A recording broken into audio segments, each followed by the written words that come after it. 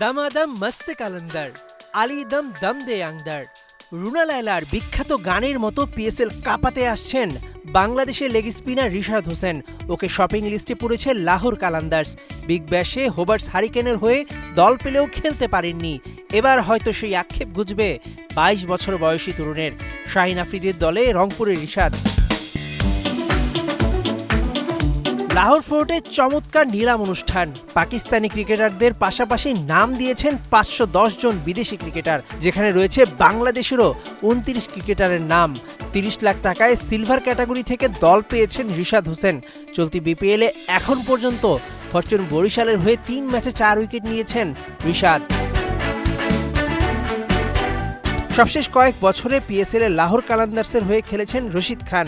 তবে এবার আইপিএল এর কারণে পাকিস্তানের এই টুর্নামেন্টে খেলা হচ্ছে না আফগান লেগ স্পিনারের। রশিদের অভাব পূরণে বাংলাদেশের রিশাদ হোসেনকে দলে নিয়েছে লাহোর। লাহোরের রিশাদ এবার সতীর্থ হিসেবে পাচ্ছেন নিউজিল্যান্ডের ড্যারিল মিচেল, শ্রীলঙ্কার কুশল পেরেরা, পাকিস্তানের আসিফ আলী ও আসিফ আফ্রিদিকে। এছাড়া শাহিন আফ্রিদি ও ফকর জামানের মতো তারকাকেও ধরে রেখেছে লাহোর। প্রথমবারের মতো পিএসএল খেলাটা কতটা মধুর হয় রিশাদের, সেটাই এখন দেখার অপেক্ষায়। মেহেদী নাইম, ৭১।